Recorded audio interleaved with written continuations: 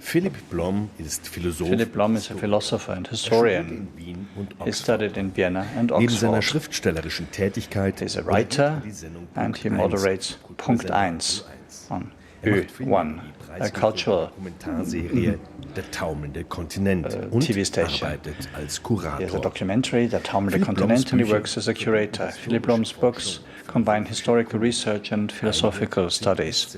Some turned into bestsellers, were translated into 16 languages, and were distinguished numerous awards. Umbrüchen wie der Erderwärmung, In light of global warming and sich verstärkt digitization, Gegenwarts- und he Zukunftsthemen is zu, turning to problems of the present and the future. zeigt. And his recent book, Was auf dem Spiel steht, What's at Stake, is an illustration of that. This crazy idea that we can be the boss of nature. Well, it has been with us for 3,000 years, and now it looks like a suicidal idea. Neon Green Network presents Philipp Blom.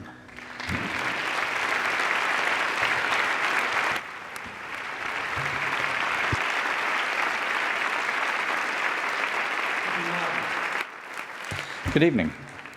Guten Abend, jetzt sehe ich Sie gerade nicht so gut, aber ich habe I Sie vorher can't see gesehen. you, but I saw you before. Lots of open faces, people who have come here Damit wir vielleicht gemeinsam irgendetwas ändern in order können. Und to das help change things together. And that gives me courage. Mut ist etwas, And courage wir im Moment is vielleicht something manchmal nicht that sometimes we don't have enough of at the present moment because we are in a state of war. Wir sind nicht nur, es gibt nicht nur den Krieg, There's den not only the war that your president referred to, der the war nur ein Land, von dem uns nur ein Land That trennt hier. affects a country Wir that is sind in only einem viel größeren Krieg in dieser Ukraine. two more countries further on. Übrigens ein Teil, Ukraine is der nicht part of passieren würde ohne fossile the whole story, and this wouldn't happen without any fossil fuels in the equation because the fossil fuel wars zeigen uns auch, that are covering our planet also show to us what kind of a tragedy the use of fossil fuels can be for democracies and for the shaping of human lives and existences. But that's not the war that I'm going to refer to today. The war I'm talking about is the war that we are waging against nature. wir zerstören die Natur, We are destroying nature leben zu können. in order to be able to have this lifestyle in this very luxurious environment. Wir tun das mit einem Tempo, das man nur And we are doing so at a speed that can only be considered to be breathtaking and mad. And you're going to hear from Juma, who will tell you, well, I've researched this figure repeatedly and it seems to be incredible. Currently, humanity is destroying 30 football fields worth of rainforest every minute.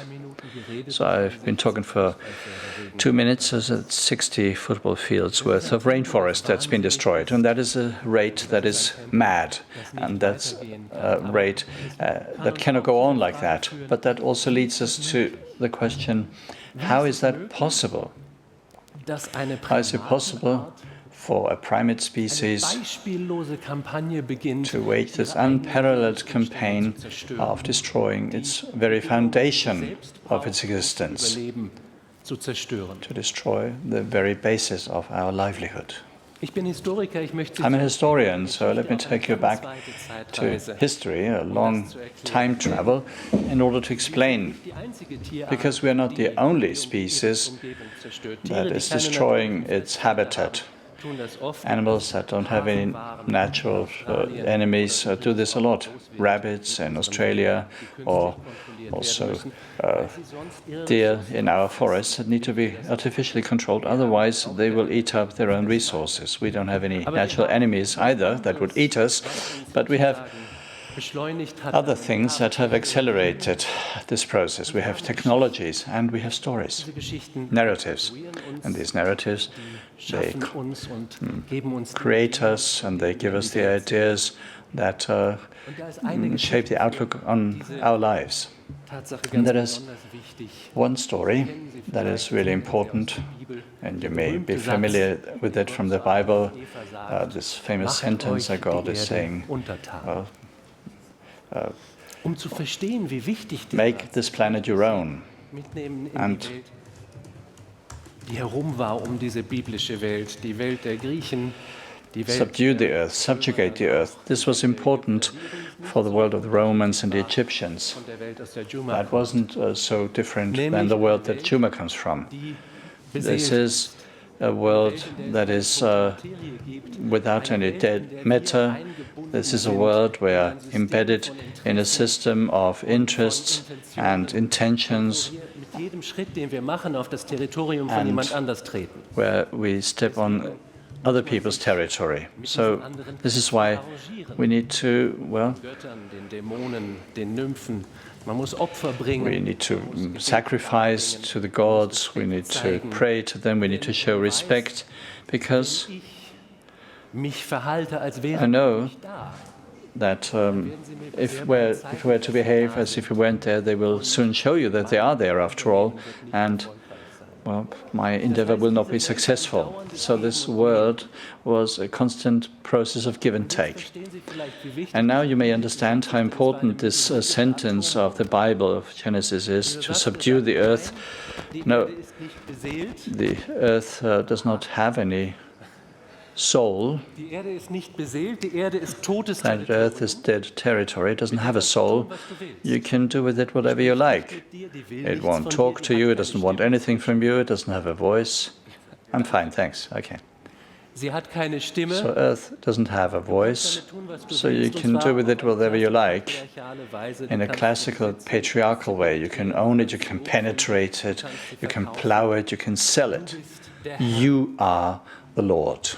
Und dieses Bild schafft auch die Idee, And this creates the idea that Adam and Eve, that were created on the last day of creation, they are something other than nature. They are above, they are outside of nature. And they have subjugated this nature, and they can do with it whatever they like. Aus dieser Idee ist dann im Laufe der Geschichte And this idea gave birth to the idea of scientifically controlling nature. This idea has fueled the developments that did not only lead to wars and colonialism and environmental destruction, but that also created science, the arts, and cities. So it is like any historical phenomenon. It's always ambivalent. The problem is that this idea that in the Bronze Age was still a harmless illusion, because these societies didn't have the technologies that would allow them to really damage planet Earth. But this idea of subduing the Earth now turns into a lethal trap for us, because our technological reach is so far-reaching that we can really do serious damage. 3,000 years ago, people weren't any stupider than we are. They thought in different categories. Unfortunately, this means that we haven't become any cleverer since then. Und hier kommen wir an eine Situation, And this takes us to a situation that we're now in, where nature shows to us that we are not the masters of the universe, that we're not in control. We don't control our own fate, and we don't control nature and its systems. Und wir kommen an einen Moment, wo wir keine This Antworten takes us to a point where we are running out of answers, because the answer that we had to pretty much everything was economic growth, especially in the post-war era. And let me give a simple example. If the economy grows by 3%, then it doubles every 24 years. So every 24 years, we consume twice as many resources, we produce twice as much waste, and twice as many products. I think it's easy to understand that this is not the answer to these crises. What this also means is that if we are no longer the master, and if our weapons and our tools are taken away from us, who or what are we? The French philosopher Bruno Latour did a thought experiment that I like very much. He asks, where are we living? The answer is on planet Earth.